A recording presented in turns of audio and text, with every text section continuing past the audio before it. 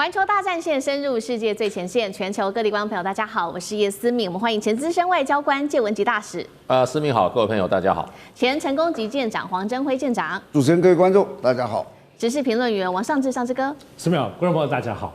好，观众朋友，今天节目一开始，我们就军火上面来做一个中美之间的比拼。今天做一个比较深入的分析，这一回美国是真的怕了吗？解放军它的100枚洲际飞弹已经就位了，今天会来特别关心，包括了东风31AG 的核王牌亮剑，另外也会关心2027台海冲突击溃美军吗？今天就这些议题会一起来做一个深度的分析。各位观众，这不是解放军自己喊话，而是特别来自于路透社引述五角大厦他自己内部评估报告草案，承认目前中国大陆用全球最快的速度已经补完核威慑体系的最后一块拼图了。什么意思呢？白纸黑字，我们看到上面是怎么样写的。这边特别提到了路透社说呢，已经新部署了在蒙古边境的3个基地，这边部署了超过100枚的新式东风31型的洲际弹道飞弹。那么东风31它又另外具备的这个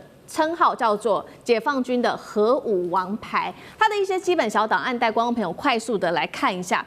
射程现在是达到了12000公里左右，是覆盖可以达到美国的全境的，具有核威慑的能力，可以携带多枚分导核弹头，弹道可以进行不管是曲线或者是蛇形的机动，而且末端还可以变轨。重点是它的速度也非常的快，高达20到30马赫。节目一开始要特别请教舰长怎么看了超过100枚的洲际弹道飞弹的部署位置，为什么会选在蒙古边境的这个地区？这是专门为美国量身打造的一个核威慑、核攻击吗？接下来从东风31AG 的性能来看，美国有办法坐在空中的拦阻吗？舰长怎么看？假如我们国家拥有一个能够把整个国家给摧毁的那种核弹，这个一爆炸就会把整个国家摧毁的，你会放在哪里？你第一个会想的就是说，我要放在一个人很少的地方。哇，我摆在北京那还得了？他出事怎么办？我如果摆在北京，敌人要反制他，是不是第一个朝北京打？那还没打到他北京那里都被打死了，所以我一定要找到一个很偏僻的地方。第二个，你一个核弹在这里，不管怎么样装，怎么样弄，你知道它都有一些可能意外状况发生的。你别以为都很安全，你也要想到意外，所以你永远要把它往人口最少的地方摆。那这个人口最少的地方就是在整个大陆你去看啊，就是蒙古。为什么？蒙古的土地是台湾的33倍大，人口是跟我们差不多的。那你说，你只有33倍，你别忘了台湾有80%的是大概中央山脉，所以台湾人口非常密集在边缘，但人口它几乎都是沙漠、草原，这是一个。而且你看它这3个，它有3个基地在那里，不是沙漠就是草原，那就牵扯到第二个。你这个基地要建在哪里啊？你绝对不能建一个就是说很复杂的地形，好比说建在西藏，那里高度3000公尺、4000公尺，那工人光是缺氧就死掉了。所以你在那里要一个平地是最理想的，沙漠、草原都是最理想的。那在那里你也可以建很多的，因为空旷嘛，你就可以建很多的诱饵井。好比说这里面有300个井，那我问你哪几个是真的装了，哪几个是假的？你能够确定吗？所以他在那里，他可以挖底下的是四通八达的，哪里有哪里没有，他也可能会知道的。还有第3个你要考量的就是它的战略纵深。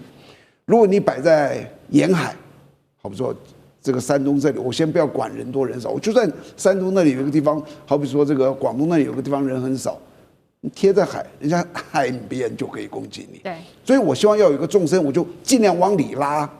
那你从岸边打我嘛，你一定要。这个导弹这样打过来，我很远就看到你过来了，所以我会有很长的反应时间，这就叫战略纵深。所以你去看到它所有摆的地方，经过所有的考虑之后，内蒙古的西侧靠近新疆这里啊，那是最理想的地方。至于你说这些东西摆是不是针对美国，当然是针对美国。你不要忘了摆在那里，它那里还蛮靠近苏俄的，但是苏俄会不会怕？这东西一打就哇，飞了好久才飞到的。所以。跟苏俄无关，所以对苏俄有没有一点刺激性？有，但是是很低的。重点还是看飞到那么远，还是针对美国。最后一个就是，它的速度终端速度可以到20到30马赫，就是说所有的导弹它最后的速度多快啊？跟它打多远是息息相关的。我今天如果说一个导弹打到太空落下来是一个近程的，好比说是3000公里，它落下来的速度可能是6马赫、8马赫，因为它就是一个弹道嘛，这个抛物线的。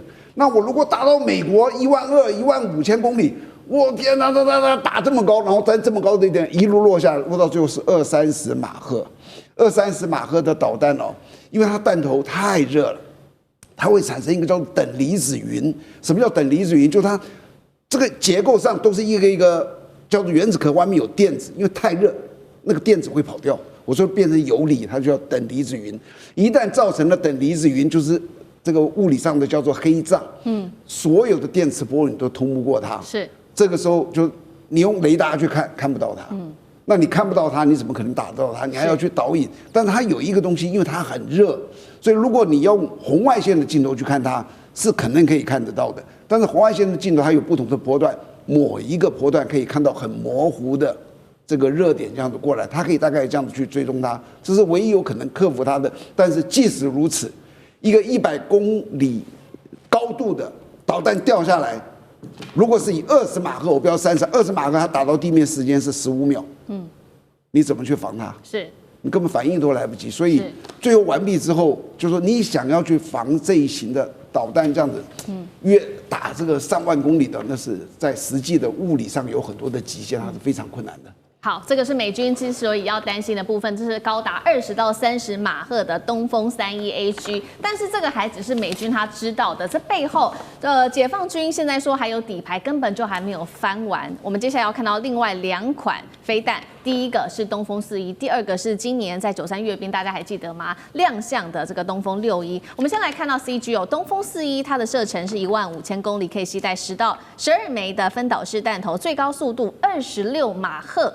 又更高了。好，就另外就是在93阅兵亮相的这个东风61了，它的射程更是超过了2万公里，具有3级固体燃料，15到20分钟可以完成发射，达到数百枚的诱饵弹跟电子干扰装置等等。好，我们把这个东风41加上东风61加上近期曝光的这个御空级1000，美军有办法预测未来大陆会怎么样做合作战吗？以现在美国看到的只是中国大陆淘汰后的版本吗？代表背后还有更多的武器还没秀出来吗？尚志哥怎么看？最近不知道怎么搞的，现在全世界都在讨论中国大陆的这个有关于这个核弹能力，而且这里头也开始回溯起去年2024年9月的时候，中国大陆发射试射的这个东风31AG 的那支导弹。我想去年9月发射之后很奇怪，包括美国全世界都静悄悄的，仿佛也不做评论，也不做任何的，然后折腾了这么久，已经将近快1年后才开始最近这种大爆发的讨论。当然我们知道，对于中国大陆的军备或包括他们的攻击，刚刚一个是武射，一个部分是防御，军备或者是军力的各种武器，中国自己从来没有自己的公布详细的盘点给大家听。我们现在所掌握的一切，包括它的核弹相关的，以及它的这个所谓的弹道飞弹。因为核弹头或弹道飞弹本身都是海外，尤其美国方面为主的这样子的这些点评。那么最近在讨论，直接在讨论中国的核能力、核打击力。我想这个部分还是在所谓的中美的大国现在 G2 的政治、外交、经贸各方面的氛围当中，仿佛要一起合作。美国有点退让，可是，在军事方面感觉起来还是施加压力。军事方面还是要凸显中国威胁论这个部分主张，在整个美国的军事思路里头，并没有受到国际外交、经贸这个东西或关税有任何的部分的影响。所以，这个是我们最近听到的，我认为很重要的原因。而且，之所以把中国威胁讲得这么厉害，直指他们的核能力。当然就要拉抬自己，知道最近其实美军方面要预算，要有很多的军事，从战略战术到整正的最新武器的开发，都需要钱哈。威胁讲得很大，他们要很多的钱。当然我们可以看了，最近来讲都可以看到，所有在盘点以中国跟美国的军事对阵，陆海空火箭各方面来讲都有各自的对阵，但是蛮有意思的，现在就在盘点中国的核武器这件事情。核武器这件事情的部分，那确实还是比较微妙。当然，我们知道核武器的概念一定要了解，首先是核弹头。我们讲去年9月东风的这个东风3号，它可以带4到6个弹头。所以目前弹头都知道美国还是遥遥领先的。只不过今年有关瑞典一个智库的最新统计，在今年年中的时候，认为美国部分手上大概是5100多枚。那么有人说俄罗斯3000多枚，也有人说俄罗斯5400多枚更多。那这个部分大家掌握的数字，但中国当然现在公认大概600枚，只不过中国成长最快，每年可以生产出100多枚，而且这是保守的估计。那在这个数量当中，我们必须要了解，还有很高的比重，就是现在很关键的，可是中国的弹道导弹能力，东风系列这一些，恐怕还是对美国有很大的影响。因为我们知道，在过去来讲可能还没有看到，但是现在都已经在，特别是今年93的阅兵之后，看到公布的以及大家盘点到的所有的这些具有核打击能力的部分，中国大陆有些不一样。首先，过去是弹道他们的部分的攻击的弹道会改变，这就可以突破过去美国对于防止核弹传统的防御性，它可以打破哈。此外的话，现在部分中国大陆核导弹可以飞到外太空，再来打击多弹头的打击。那么中国还有另外，它有缩小性的、机动移动性的，以及甚至可以挂在滑翔系统，而不是传统过去飞机发射的这样子的系统。所以这些新的战术发射核弹的方法，对于美国来说，就得要全面的部分来面对。但我们知道，其实在这个过程里头，目前中国大陆究竟有关于东风飞弹到底发展到哪一个部分的程度，其实都知道。现在看到的不可能是现在是最厉害的，下一代、下一代研发，对于中国武器研发来说，早就是这样子。所以美国如果要真正掌握，恐怕要花一些时间。好，这边是五角大厦特别透露有关于中国大陆的威胁论哦，不管是核打击能力，或者是针对这些极音速飞弹等等。那另外一方面，其实呢，这一次五角大厦它在这一份文件里面也释出了一个比较具体的时间，它把时间点就定在2027年。它抛出了一句话，也震撼了全球。他说，中国大陆预计在2027年底就具备了在台海冲突当中可以开战，再加上取胜的能力。重点是，他还说了，大陆具备对1500到2000海里外的目标发动大规模打击的能力。这样子的一个距离，其实已经是可以打到不管是美国的关岛第2岛链，甚至是美军的前进基地体系了。这一份报告。是有高估吗？还是低估？介大使怎么看？那刚刚说的1500到2000海里的打击能力，只是对美军的一个干扰，还是说它已经可以构成致命的打击能力？大使怎么看？因为美国的这个五角大厦报告里面，它用的打击能力啊，它还加了3个字，叫大规模打击能力。所以这个就不可小觑哈。如果说是印度的飞弹，我可以打到你，可是我的飞弹很小啊，对不对？我是轻型飞弹啊，那这个就不是造成大规模打击能力。事实上，你的炮弹跟飞弹跟炮弹一样，它装载的弹头蛮重要的，对。那你的弹头是多少吨啊？那或者它的这个破坏力有多少，也是很重要。还有你弹头的数目。那这个大规模打击能力，我觉得对美军来讲的话，用到大规模哈，我想就是可以产生一个怎么样，一个区域剧组的能力。我想中国大陆现在发展这么大的一个打击的远距的打击能力哈，主要是要拒敌于境外嘛，然后呢，要把一个地方完全封锁，可在这个区域里面呢，它完全进行这个外科手术式的这种军事能力。可是第一个要让这个外军没有办法进来。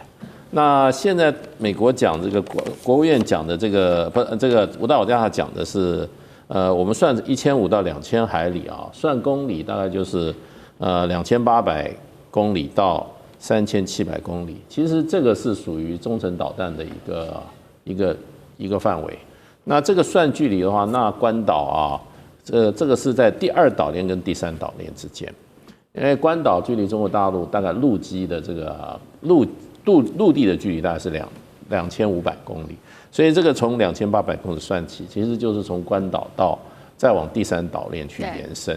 所以呢，事实上的话，中国大陆对第2岛链可以完全拒止。那么它如果说把它的拒止链再往前面推，可以推到3700公里的话，那就是第2岛链跟第3岛链之间了。所以美国，我想它也会它会评估它的那个战力跟它这个因应的战术跟战略啦。那这里面中国大陆打击能力，其实我们不需要很明确指出哪些载区，我们就可以很清楚。比如说你055大区，你停到第一岛链，好不好？那你上面的很多武器，事实上，你比如说是有这个鹰击21，这是舰对舰的啊，那基本上它就可以打到1500到2000公里了。所以这一类武器它就可以产生距离。另外，它的整个航母它可以放到这个第一岛链跟第二岛链之间，或者接近第二岛链。那航母的战斗范围的话，那有时候是起码1000公里以上吧。它不要说它的舰载机了，它放护卫舰，它上面的这些垂发所有的这种远距离攻击武器，那更不要说中国大陆还有陆基的，陆基的东风这各型的导弹要打到说3700公里也是轻而易举。所以中国大陆对这种区域进行拒止，它除了它自己的海面部队、水面部队、是水下部队，还有陆基的导弹，另外它还有这些轰炸机，还有这种比较远程的可以做这个空中加油的这种重型战斗机啊，或者这种攻击的这种空中的武力。所以美国的这个